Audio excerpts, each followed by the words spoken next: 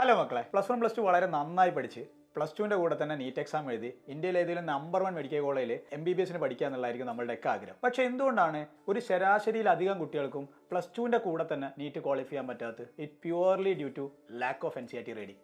നമ്മൾ NCERT വായിക്കേണ്ട രീതിയിൽ വായിക്കാത്തതുകൊണ്ടാണ് പല കുട്ടികൾക്കും നീറ്റിൻ്റെ മെയിൻ മാർക്കായിട്ടുള്ള ബയോളജി പലതും സ്കോർ ചെയ്യാൻ പറ്റാതെ പോകുന്നത്. അപ്പോൾ നീറ്റിൻ്റെ കേസിൽ പകുതി മാർക്കും വരുന്നത് ബയോളജി എന്നാണ് നമുക്കറിയാം. ബയോളജിയിൽ എങ്ങനെ സ്കോർ ചെയ്യാമെന്ന് പല കുട്ടികൾക്കും ഒരു ആശങ്ക ഉണ്ടായിരിക്കും. ബയോളജി നമ്മൾ പ്യുവറായിട്ട് NCERT വായിച്ചിട്ടാണ് നമ്മളത് സ്കോർ ചെയ്യേണ്ടത്. അതായത് നീറ്റിന് പ്രിപ്പയർ ചെയ്യുന്ന ഒരു കുട്ടിയുടെ വേദഗ്രന്ഥം എന്നറിയപ്പെടുന്നത് NCERT തന്നെയാണ്. അപ്പോൾ ബയോളജി ലൈൻ ബൈ ലൈൻ വളരെ കൃത്യമായി വായിച്ചിട്ട് എല്ലാ ഡയഗ്രാംസും നോക്കുക, എല്ലാ ടേബിൾസും നോക്കുക, അതുപോലെ തന്നെ അതിൻ്റെ സമ്മറി കൂടി വായിച്ചാൽ നമുക്ക് ബയോളജിയിലുള്ള ക്വസ്റ്റ്യൻസ് വളരെ ഉറപ്പാക്കാൻ പറ്റും. എടാ മക്കളെ, നിങ്ങൾ NCERT എത്രത്തോളം ഡീറ്റെയിൽഡ് ആയിട്ട് വായിച്ചിട്ടുണ്ട് എന്ന് മനസ്സിലാക്കാൻ വേണ്ടിയിട്ട് നിങ്ങൾ പഠിച്ച ബയോളജിക്കൽ ക്ലാസിഫിക്കേഷൻ എന്നുള്ള ചാപ്റ്ററിൽ ഒരു ഡയഗ്രാം ഞാൻ ഇവിടെ കൊടുത്തിട്ടുണ്ട്. അതിലൊരു പാർട്ട് ഞാൻ ലേബൽ ചെയ്തിട്ടുണ്ട്. ആ പാർട്ടുകൾ ഏതാണ് നിങ്ങൾ ഈ വീഡിയോയുടെ താഴെ ആൻസർ ആയിട്ട് കമന്റ് ചെയ്യണേ. സോ എല്ലാവരും നന്നായിട്ട് പഠിക്കുക. അടുത്തൊരു വീഡിയോയിൽ കാണാം.